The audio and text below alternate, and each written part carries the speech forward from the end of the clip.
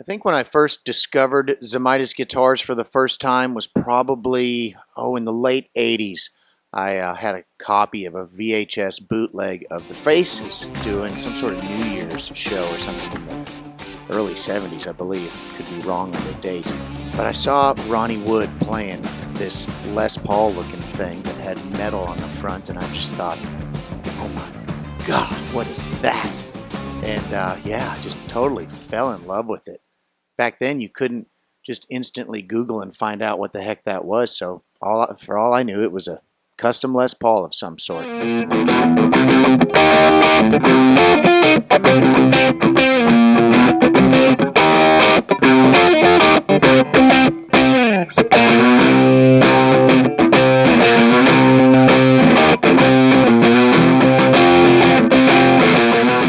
Ronnie continued to play him from the Faces into the Stones, and he still plays them today. And Keith Richards has a few of his own, including a really, really cool 5-string that is on my list of wants. I do love to play open G 5-string Keith style and just, totally go fantasy on my brain.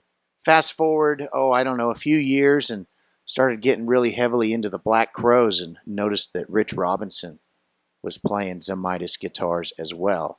At that point, I'd seen enough guitar magazines in my life to know what I was looking at.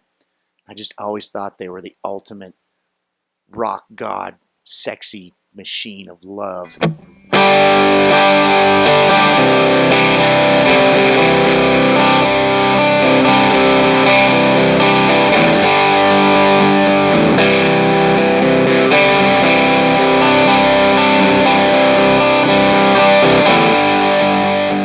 There was a Cinderella video for, I think, Gypsy Road, pretty sure. I remember Tom Kiefer playing one of these models. And again, I know this is a reoccurring theme, but I just fell in love with it. I just love the look of the metal front. The etched metal is just ripping and cool and lovely, and you just want to touch it. Yeah.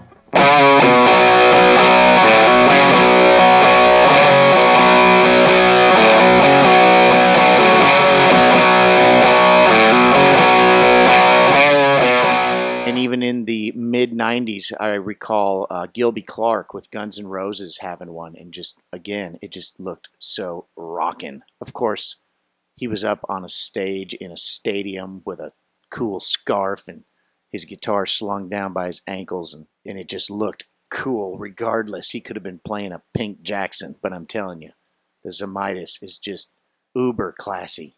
I had a few knockoff models in the late 90s, early 2000s, and they were not quality guitars. They kind of had the look, but not really. You could tell they were just knockoffs. But I couldn't get a real Zemaitis at the time, so I at least satisfied my urge and my desires by having that said knockoff. But now that I've got the real deal, I can tell you there is no comparison whatsoever. These things play like $1 million. They're quite affordable for the amount of craftsmanship you're getting out of them. The pickups sound fantastic. The setup from the factory is just low and smooth and fab. I love the bridge and tailpiece. They are really rockin' and unique. It's kind of like a Melita bridge meets a Tune-o-matic meets a Zemaitis of awesomeness.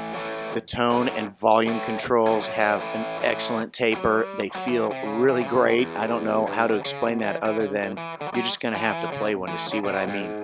Their taper on their controls is like no other. I just think it's where art meets function. When you look at a Zemaitis, you've got the ultimate artistic weapon of visual destruction combined with an incredible playing and sounding guitar.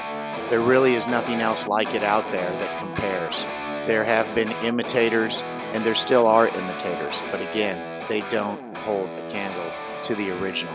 That's my opinion. I couldn't be more proud of owning this one. I just wanted to share with everybody the beauty and the excitement and the lust and the fever that I have for this beautiful, beautiful battle axe. 2, 3, 4.